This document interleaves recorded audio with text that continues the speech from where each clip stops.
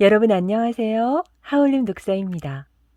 오늘도 예수님의 눈으로 읽어보도록 하겠습니다.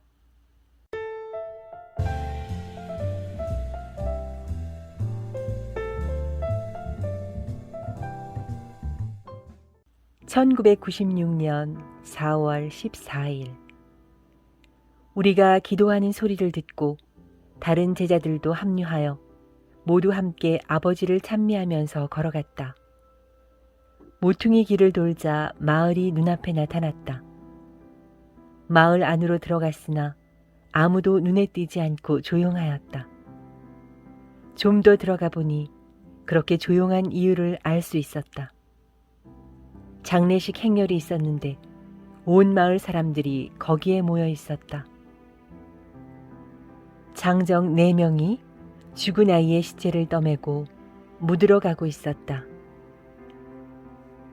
한 여인의 울음소리가 내 마음을 비통하게 했다. 너무나 애절하고 절망에 찬 울음이었다. 이렇게 어린 나이에 왜 떠나야만 하니? 우리는 통곡하고 있는 여인 옆에 누워있는 시신 가까이로 갔다. 아이의 얼굴은 평화로워 보였다. 이 아이가 지금 잠을 자고 있는데 왜 우십니까? 내가 그들에게 물었다. 그 아이는 죽었어? 그곳에 있던 사람들이 화를 벌컥 내며 소리를 질렀다. 당신 미친 것 아니오? 죽었는지 아닌지 보면 모르겠어? 한 사람이 야유하듯 꾸짖었다. 여러분은 하느님을 믿습니까? 내가 차분하게 물었다. 물론 믿습니다. 그들이 대답했다. 여러분은 우리 조상 아브라함을 믿습니까? 다시 내가 물었다. 그럼요. 믿고 말고요. 그들은 한 목소리로 대답했다. 그러면 우리가 죽으면 아브라함이 기다리고 있다는 것과 여러분이 착하게 살았다면 야훼께서 온갖 좋은 것과 기쁨만을 주신다는 것을 믿습니까? 물론 그것도 믿습니다. 그런데 도대체 당신은 무슨 말을 하려는 겁니까? 한 사람이 따졌다. 만약 여러분이 그것을 믿는다면 이 아이가 착하게 살아왔는데 왜 슬퍼하고 있는 겁니까? 잠깐 동안 침묵이 흐르고 흐느낌도 멈추었다. 죽음은 끝이 아닙니다. 죽음은 하느님과의 새로운 삶으로 옮겨가는 과정일 뿐입니다. 상을 당하게 되면 흔히 죽은 가족이나 친구에 대한 슬픔만 남게 됩니다. 떠난 사람을 그리워하게 되고 그 사람과 다시 함께 있었으면 싶고 그 사람 없이는 자기 인생을 더 이상 지탱할 수 없을 것처럼 느껴집니다. 자기 삶에 텅 빈 공허가 생기고 때로는 외로워지게 됩니다. 그러나 생각해 보십시오. 이런 것은 모두 여러분의 필요에 의해서 느끼는 감정일 뿐입니다. 그리고 떠난 사람에 대한 사랑 때문에 그렇게 느낀다는 것은 자연스러운 일일 수도 있습니다. 왜냐하면 여러분은 언제까지나 떠난 사람과 함께 있고 싶어 하기 때문입니다. 그러나 착한 사람이 죽어서 하느님과 함께 사는 그 새로운 삶은 가장 큰 보상이며 기쁨이라는 것을 이해하십시오. 여러분이 이것을 조금이라도 이해한다면 죽음이라는 것은 고통스러운 것이 아니고 참으로 좋은 선물이라는 것을 알 수 있게 될 것입니다. 죽음이 착한 사람에게는 하느님의 좋은 선물이 되고 악한 사람에게는 영원한 고문이 된다는 것을 말입니다. 마을 사람들은 모두 얼이 빠진 듯한 표정을 하고 있었다. 그래서 나는 다시 말을 이었다. 생명을 주시고 또 생명을 거두어 가시는 분은 사랑이신 하느님이십니다. 모든 것은 하느님의 뜻에 의해 존재하고 하늘에 계신 아버지께 영광을 드리기 위해 존재합니다. 하느님은 생명 자체이십니다. 나는 죽음에 대한 진리를 보여주기 위해 내 생명을 바칠 것입니다. 이제 내가 이 아이에게 말하노니 일어나서 죽음에서 해방될지어다. 하느님께서 부르시는 날까지 일어나서 숨쉬는 순간마다 하느님께 영광을 드릴지어다. 내가 허리를 굽혀 아이의 뺨에 입을 맞추자 아이는 눈을 번쩍 뜨고 일어나 앉았다. 제가 지금 어디에 있는 거지요? 아이는 말문이 막혀 서 있는 사람들을 둘러보며 말했다. 배가 고파요. 먹을 것 좀 주세요.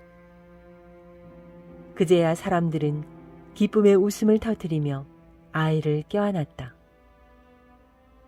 그들이 소리 높여 하느님을 찬미하는 가운데 우리는 아무도 모르게 마을을 살짝 빠져나왔다. 우리가 떠날 때 그분은 어디 계시지? 어디로 가셨나? 하고 나를 찾는 소리를 들을 수 있었다. 선생님, 왜 거기 더 있지 않으셨습니까? 곁에서 걷던 야고보가 물었다. 자기들끼리 그 선물을 즐기도록 하는 것이 낫다. 때가 되면 그들은 그 기적과 내가 한 말을 생각하게 될 것이고 하느님께서 그들에게 무엇을 주셨는지 이해하게 될 것이다. 침묵을 지키며 묵묵히 걷는 제자들은 방금 일어난 일에 대해 깊이 생각하고 있었다. 1996년 4월 19일 땅거미가 어둑어둑 찾아왔을 때 우리는 길가에 모닥불을 피워놓고 둘러앉았다. 안드레가 일어나서 기지개를 켜고 하품을 하면서 말했다. 선생님, 저는 좀 피곤합니다. 어디 조용한 곳으로 가서 며칠 동안 쌓인 피로를 풀면서 쉬어야 하지 않겠습니까?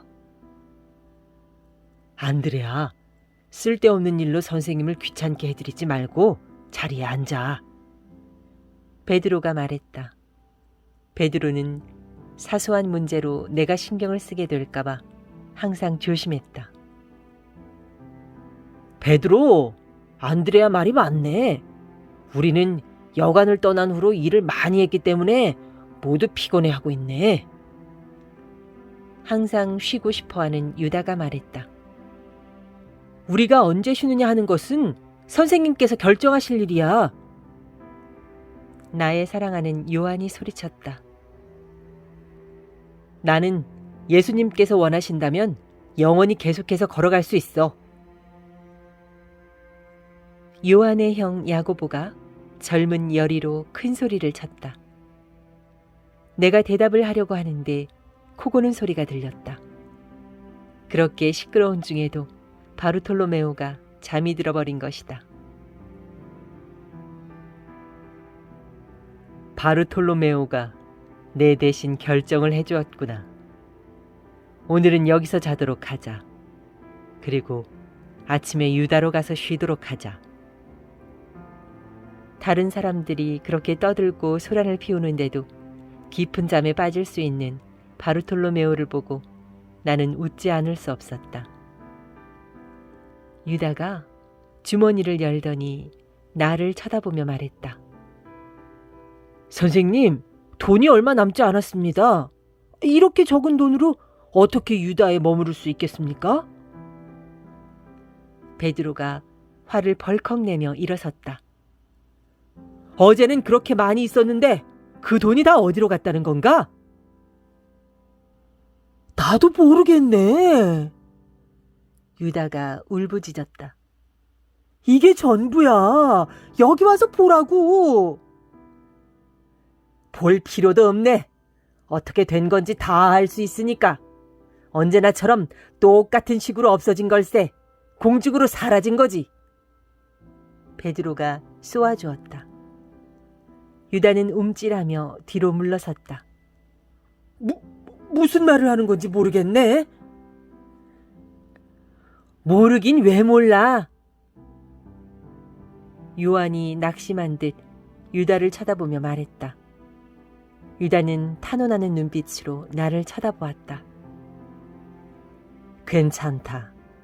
돈을 가지고 그럴 필요가 없다. 우리에게 필요한 것은 아버지께서 모두 주실 것이다. 그렇지만 선생님, 돈이 자꾸 없어집니다. 여전히 화가 난 베드로가 참을 수 없다는 듯이 말했다. 베드로, 네가 돈을 가지고 그렇게 화를 낸다면 오늘 회당에 있던 그 사람들과 다를 게 무엇이겠느냐? 돈은 너무나 자주 사람들을 하느님으로부터 멀어지게 한다. 베드로야, 너도 그렇게 되길 바라는 것이냐? 이제는 땅을 내려다보면서 베드로가 말했다. 선생님, 죄송합니다. 저는 대수롭지 않은 일로 걱정을 잘합니다. 선생님께서 가르쳐 주신 것을 곧잘 잊어버리고요. 저는 언제나 제대로 배울 수 있게 될런지요. 저는 참 멍청합니다. 나는 팔로 베드로를 감싸주며 말했다. 너는 멍청하지 않다. 인간이기 때문에 가끔 잘못하는 경우가 있지만 그런 경험을 통해 배워야 한다. 내 믿음은 강하지만 너의 격한 감정 때문에 가끔 이성을 잃게 된다. 그것을 잘 조절만 한다면 이 세상에 악에 대항하며 굳건한 반석으로 서 있는 내 자신을 보게 될 것이다. 베드로는 나를 쳐다보고는 빙긋이 웃으며 말했다. 주님께서는 용서를 잘해 주십니다. 저도 그렇게 되었으면 참 좋겠습니다. 너도 그렇게 될 수 있다. 그렇게 되고 말고. 나는 베드로를 안심시키며 확신을 갖게 하였다. 밤중에 깨어나 유다가 가만히 자리를 뜨는 것을 보았다. 유다가 어디로 가는지 나는 알고 있었다. 그가 항상 가는 곳이 있었다. 낮에 자기 안주머니에 봉헌금의 일부를 몰래 감춰두었다가 그것을 숨겨두는 곳이었다. 돈이 영혼을 망치고 있는 것을 보고 나는 슬펐다. 처음에는 대수롭지 않게 시작하여 점점 심해지다가 마침내는 돈이 모든 것을 의미하게 된다. 돈만 알게 되고 돈 이외의 다른 것은 모두 2차적으로 여기게 되는 것이다. 그런 것이 바로 마귀가 하는 짓이다. 돈과 재산은 다른 사람들과 나누어 가짐으로써 옳게 사용되는 것이고 자기만을 위하고 권력을 부리기 위해 쓸 때 악의 도구가 되는 것이다. 악마는 교활하여 좋게 쓸 수 있는 것을 악의 도구로 바꾸어 나의 자녀들을 자신의 소나기로 점점 더 깊이 몰아넣고 있는 것이다. 모든 사람들을 위한 선물을 자기만을 위한 것이라고 믿도록 사람들을 현혹시키는 것이 마귀의 수단이 아닌가. 그러기에 사람들은 자신이 가지고 있는 것에 만족하지 못하고 더 많은 것을 바란다. 그들이 알지 못하는 것은 자신들이 더 많이 가짐으로써 다른 사람들이 적게 가지게 된다는 사실이다. 그들은 남에게, 심지어 자기 자신에게도 얼마나 많은 상처를 주고 있는지를 모르고 있다. 또한 그들은 자기 자신이 다른 사람들을 죄짓게 하고 있다는 사실도 모르고 있다. 약자로서 가진 것이 없는 사람들은 가진 자들처럼 되기 위해 더 많은 것을 얻으려고 죄를 짓게 되는 것이다. 결과야 어떻게 되든지 자기 것을 가질 권리가 있다고 생각하기 때문에 그들은 그것을 죄라고 생각하지 않는다. 얼마나 어리석은 사람들인가. 악마의 길을 따라가고 있는 유다는 얼마나 어리석은가. 참으로 슬픈 일이다. 나는 눈을 감고 너무나 사랑하는 내 친구 유다를 생각하며 잠을 설쳤다. 네, 오늘은 여기까지 읽도록 하겠습니다. 하울림 독사였습니다. 감사합니다. 사랑합니다.